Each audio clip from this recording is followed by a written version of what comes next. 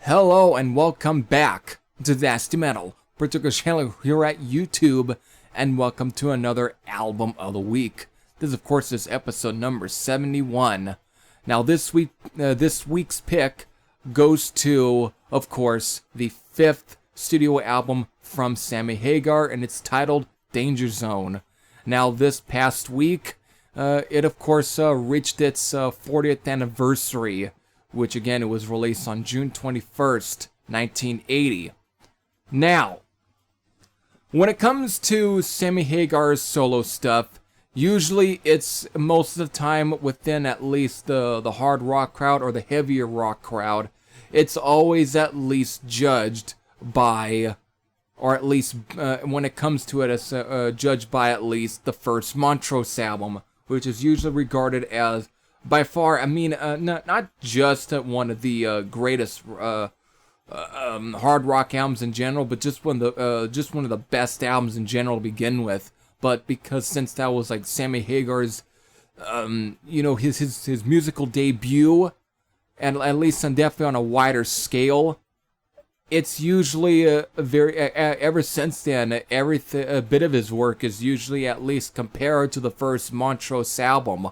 And that's where most of the time where things definitely can get hazy, because Sammy Hagar's solo stuff, at least even up to his material with Van Halen, is at times can be very hit or miss. I mean, I'm definitely in that kind of crowd. Again, me also being very familiar with the stuff with Van Halen, which at times is such a far cry, even from some of the stuff he did with the first two Montrose albums, and of course anything of the David Lee Roth era Van Halen albums. Usually it's also that era is even regarded as Van Hagar is definitely one, and again, even when trying to call it Van Hagar, it still seems to kind of fall short in what many people still seem to, even no matter what. You're still kind of going to have a very judgmental and just a little bit be more harder on a lot of the stuff he has did past the first Montrose album.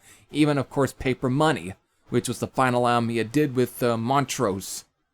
Still, I was definitely kind of in that crowd. I mean, now I think the only Hagar, at least solo stuff I heard from him was on the Heavy Metal animated movie soundtrack, which of course was for that version of Heavy Metal, which I thought is probably, at least outside of the first Montrose album, is a fucking great track and one of my favorite Sammy Hagar tracks. But then years later, when I decided at least to check out his solo material, I think the first one I had checked out was Standing Hampton, and of course I'm also kind of friend of the fact that I also had heard I Can't Drive 55, which is a fine, decent song, though not my favorite Sammy Hagar track, actually. Even though, given how popular or at least big that song is, I'm not a big fan of it, but still I thought at least for what it is a pretty good hard rock track. So basically what I wanted to then check out was Standing Hampton, which is where the song Heavy Metal was on, though I would come to realization that it would be a little bit of a different recording and version from the version that ended up on the animated movie soundtrack. And of course VOA, Voice of America, which of course is where I Can't Drive 55 came from. So I checked those two albums out, and to be quite honest, I was kind of left a little bit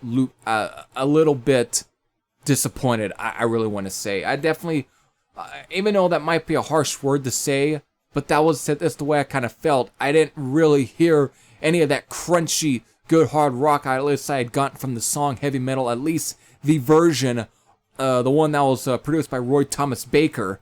I just preferred that version, and of course, like in the Montrose stuff, it definitely was a little bit to be desired.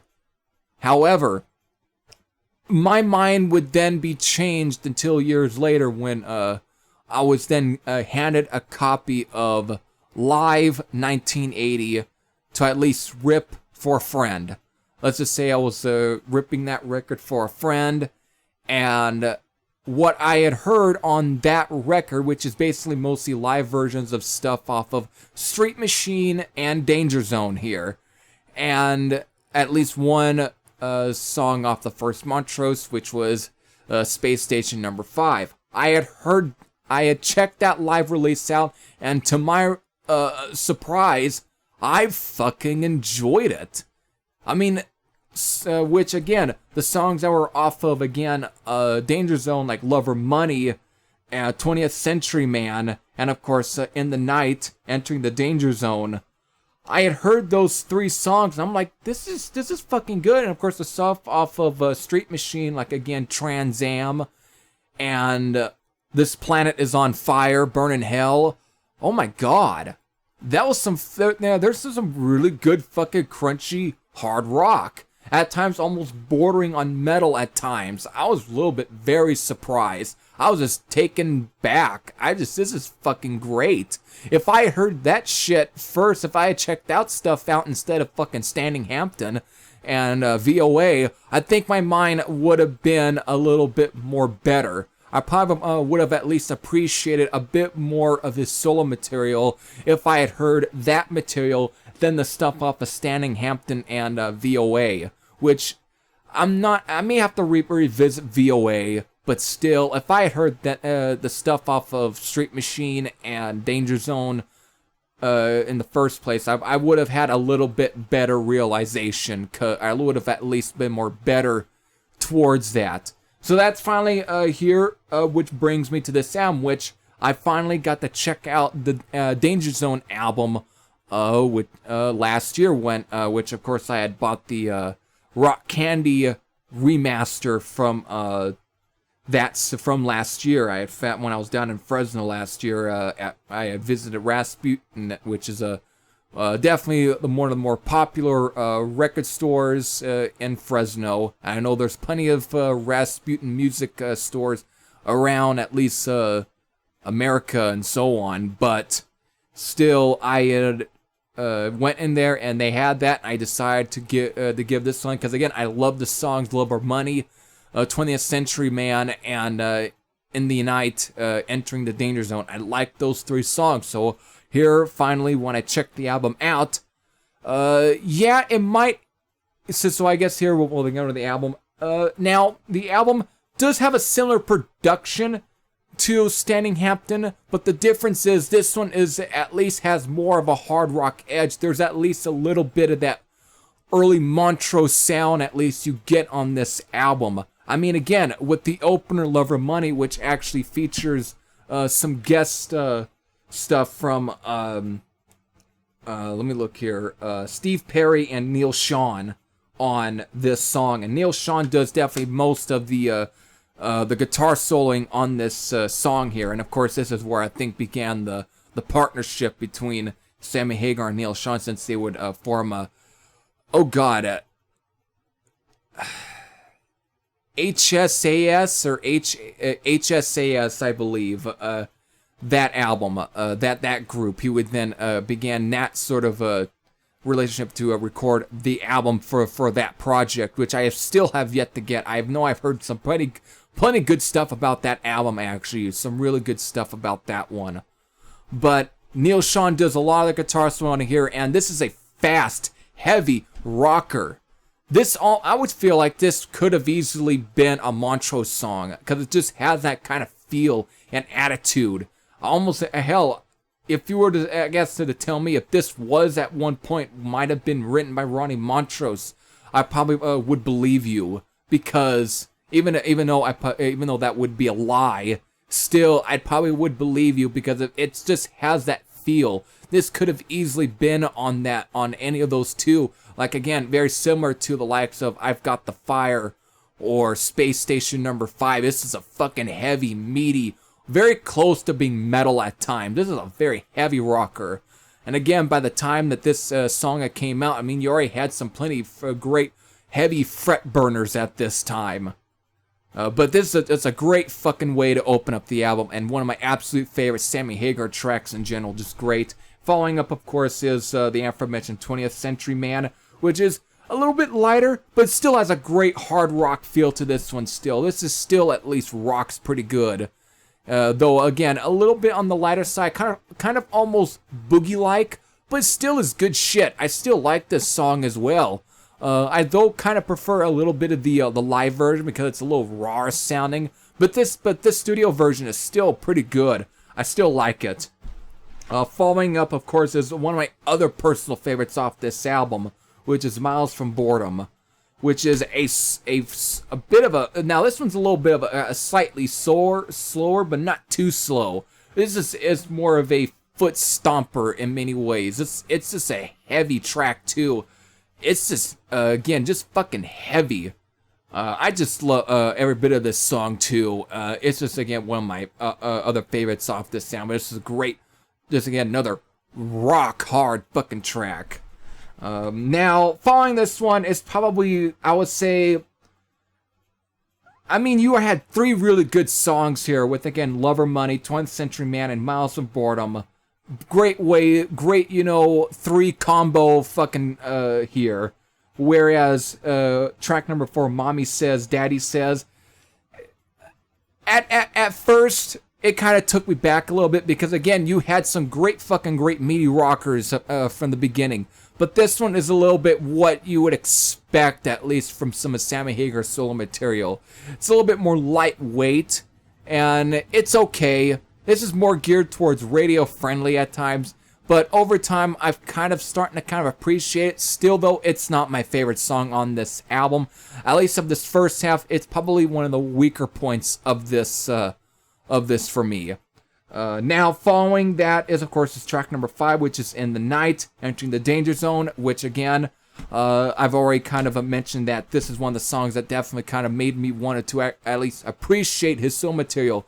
I mean, it starts off kind of very upbeat and very energetic, kind of lightweight, but not too lightweight. But there's some interesting stuff to this one. After a little bit of a minute or so, it kind of then slows down a bit and changes pace and gets even slower and heavier to where it almost kind of goes into almost a slight Black Sabbath or even an Angel Witch type of thing going on with this one. It's just very slow and heavy, but almost proggy too. This is almost, I guess, an attempt at slightly more proggier kind of arrangement here. It's still very good though. I still dig this. This is definitely a very interesting composition where again, it's for a beginning, it's a very slightly upbeat, very typical Sammy Hagar, but then again goes into something that's a little uncharacteristic and something I quite enjoy until then it goes back to being more the same pace as it began. So it's definitely one of my other favorite tracks off this album. It's definitely unique and different.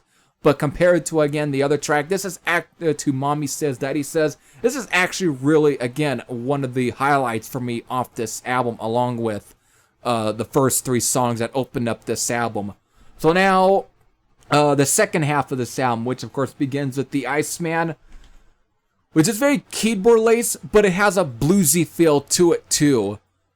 Which again, this one is at times also very typical Hagar, but in a way that I actually kind of dig. It's at times very crass, I guess you can say, but I still somewhat dig this song. I've come to at least appreciate the Iceman. It's definitely, again, I wouldn't say it's my personal favorite, but again, compared to at least a song like Mommy Says, Daddy Says, this is definitely one of my more, one of the more better compositions on this album that isn't a straightforward, heavy, hard rocker.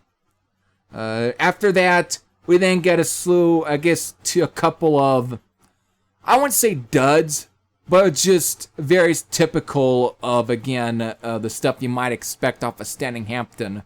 again, which is Bad Reputation, Heartbeat. Again, these two songs and Mommy Says, Daddy Says are probably my least favorite songs off this album. Still, it's not terrible at all. Again, I can listen to them, but still not my personal favorites.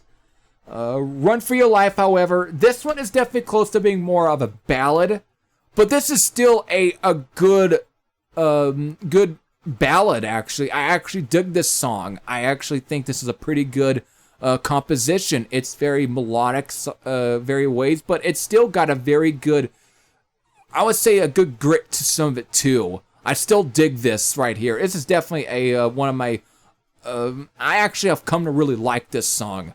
So, but here after this, it then kind of transitions into The Danger Zone, which is a bit of a short, very kind of soft kind of track, though not bad. If you were to make this as part of the same track, I would say it's a pretty decent way to end it. So I don't really have to say too much there. So there you go. There is 10 songs there.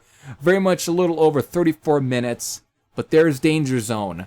This is definitely not a bad album. This might be up there as one of Sammy Hagar's better solo material.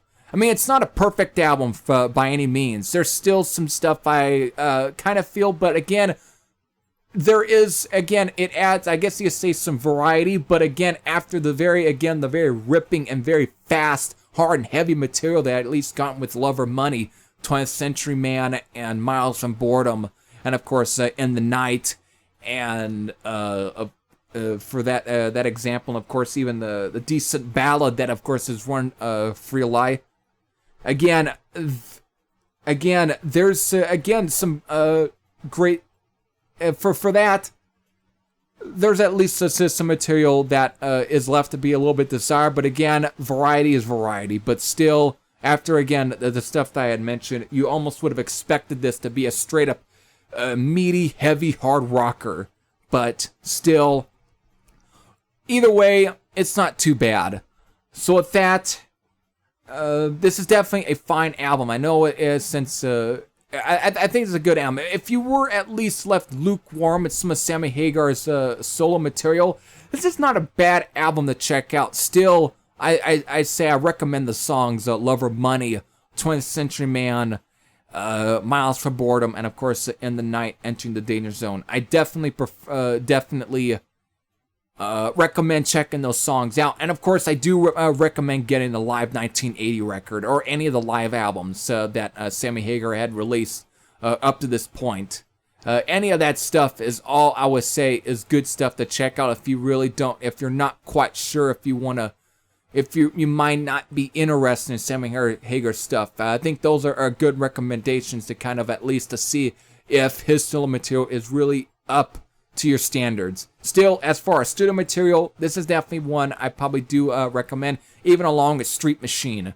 This and I've heard even some people say 3 Lock Blocks as well. Still, this stuff is good. I mean, it's nowhere near the brilliance or the greatness of the first Montrose album, but there's stuff on here that it almost comes as close to being as good as some of the stuff I would say off the first 2 Montrose albums. So with that, I hope you all enjoyed. This is Every Thresh Head, Sam out. And I'll see you all later. Take care, everyone.